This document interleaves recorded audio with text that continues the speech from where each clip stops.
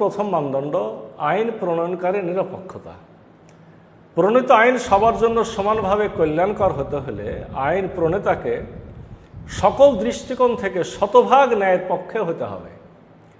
অর্থাৎ তাকে লিঙ্গ, বংশ, গোত্র, রং, শ্রেণী, দল ও দেশের পরিচয়ের ঊর্ধ্বে হতে হবে। তা না হলে যে লিঙ্গ, বংশ, গোত্র, রং, শ্রেণী, দল বা দেশে আইন প্রণেতার অবস্থান, মনের অজান্তে আইন বাড়ানোর সময় তার প্রতি কিছু পক্ষপাতিত্ব হয়ে যাওয়াটাই স্বাভাবিক হবে।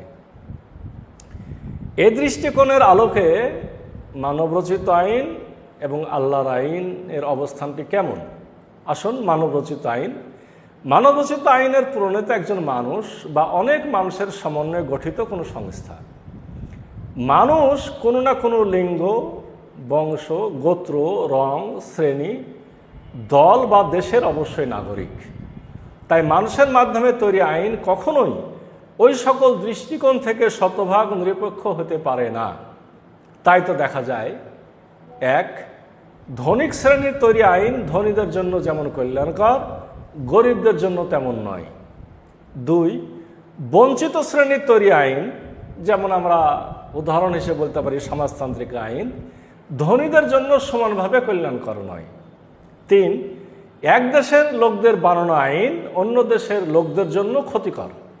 চার, সাদা রঙের মানুষের তৈরি আইন কালো রঙের মানুষের জন্য সমানভাবে কল্যাণকর নয়। পাঁচ, রাজবংশের তৈরি আইনে রাজবংশের সদস্য এবং সাধারণ জনগণের মধ্যে কিছু ব্যবধান থাকবেই।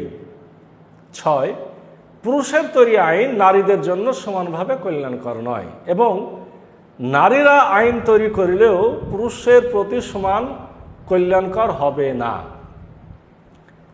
আসলে এক্ষেত্রে কোরআনের আইনের অবস্থানটি, কোরআনের আইনের প্রণেতা তার বংশ পরিচয় সম্পর্কে যে ঘোষণা দিয়েছেন আমরা সূরা ইখলাসে পাই ৩ নম্বর আয়াতে, আউযু বিল্লাহি মিনাশ শাইতানির রাজিম, লাম ইয়ালিদ ওয়া লাম ইউলাদ। তার কোনো সন্তান নেই এবং তিনি কারো সন্তানও নন। কোরআনের আইনের প্রণেতা এখানে দ্ব্যর্থহীন ভাষায় জানিয়ে দিয়েছেন তিনি কারো মা বাবা নন বা তারও কোনো মা বাবা নেই। অর্থাৎ তিনি জানিয়ে দিয়েছেন বংশ, গোত্র বা আত্মীয়তার দৃষ্টিকোণ থেকে তিনি সম্পূর্ণ ন্যায়ের পক্ষে। আর যেহেতু তিনি কোথাও জন্মাননি, তাই জন্মগতভাবে তিনি কোনো দেশের নাগরিকও নন। তিনি যেহেতু কারো থেকে জন্ম নেননি বা কাউকে জন্মও দেননি, তাই তিনি পুরুষ মহিলা কোনোটিই নন। আসুন, এই বিষয়ে আমরা আরও একটা আয়াত উল্লেখ করি। সূরা আনাম 164 নম্বর আয়াত। আল্লাহ বলছেন, আউযু বিল্লাহি মিনাশ শাইতানির রাজিম, ওয়া হুয়া রাব্বু কুল্লি শাইইন ওয়া লা তাকসিবু কুল্লু নাফসিন ইল্লা আলাইহা ওয়া লা তাজিরু ওয়াজিরাতুন ভিজরা উখরা। তিনি সবকিছুর রব, আর প্রত্যেক ব্যক্তি তা থেকে কিছুই অর্জন করে না যা তার উপর বর্তায় না। প্রত্যেকের স্বীয়কৃত কর্মের জন্য দায়ী, আর কেউ অন্যের বোঝা বহন করবে না। রব শব্দটি ব্যাপক অর্থবোধক। একটি অর্থ হচ্ছে কল্যাণ কামনাকারী।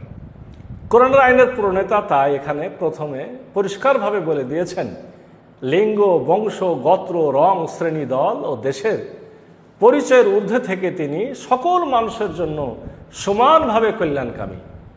এরপর তিনি তার এই সমানভাবে কল্যাণ কামনার দুটো দিক ব্যাখ্যা করেছেন। সে দুটো দিক হলো, এক, একজন মানুষ নিজে যা অর্জন করেছে তাছাড়া অন্য কিছু তার উপর তিনি চাপান না। দুই, একজনের কৃতকর্মের বোঝা তিনি অন্যের ওপর চাপান না। তাই আইন প্রণেতার নিরপেক্ষতার দৃষ্টিকোণ থেকেও নিঃসন্দেহভাবে বলা যায় কোরআনের আইন সম্পূর্ণ যুক্তিসঙ্গত ও কল্যাণকর। কিন্তু মানবরচিত আইন তা নয়।